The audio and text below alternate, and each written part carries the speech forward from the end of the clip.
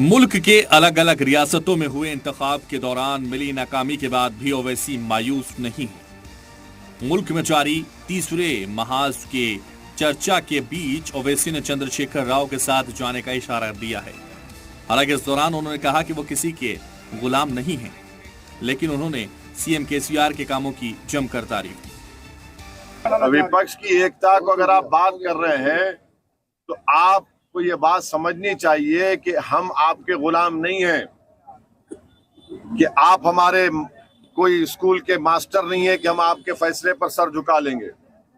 बातचीत होगी तो मान सम्मान से होनी चाहिए।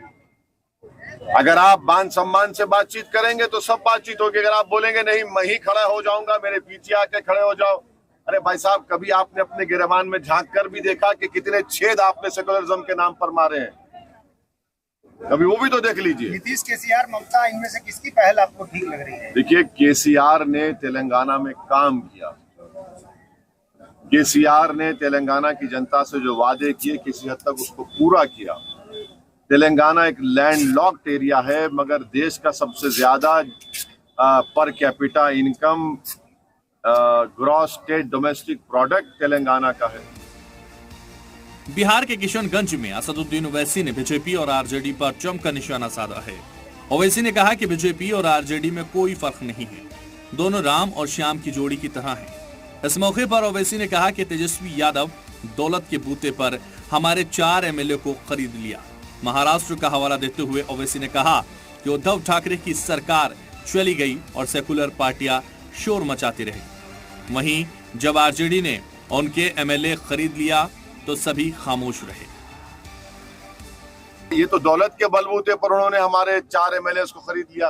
अब आप देखिए, महाराष्ट्र में उद्धव ठाकरे की सरकार चले गई तो ये तमाम सेकुलर पार्टी के लोग इतना पुकार रहे हैं कि लोकतंत्र का मर्डर हो गया। अब यहाँ पर जो 4 एमएलए तुमने खरीद लिए दौलत के बलबूते पर, तो ये लोकतंत्र का कत्ल नहीं हुआ?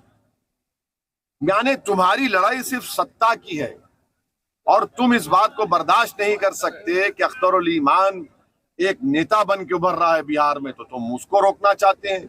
जो सीमांचल की जनता और बिहार की जनता तुमको बर्दाश्त नहीं करेगी। तुम्हारा देख लिए खेल, तुमने पैसा देकर उनको खरीद लिया। अब बताओ कौन सी राजनीति आप कर रहे हैं? बड़े दावे करते हैं आप, भाई आप में और मोदी में तो कोई फर्क ही नहीं रहा। जो मोदी ने महाराष्ट्र में किया आपने बिहार में किया, तो आप दोनों की तो राम और श्याम की जोड़ी है। इस मौके पर ओवैसी ने रमजान को लेकर नीतीश हुकूमत के फैसले पर भी सवाल उठाए। उन्होंने कहा कि सिर्फ इससे काम नहीं चलने वाला है, नीतीश हुकूमत को मुसलमानों की सिक्योरिटी पर ध्यान देना होगा।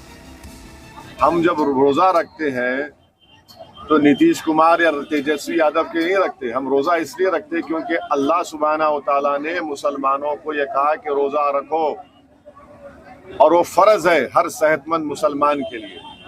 अगर आपको मुसलमानों से इतनी मोहब्बत है तो वो टीचर के पोस्ट खाली है, उसको पूरा कर दीजिए ना।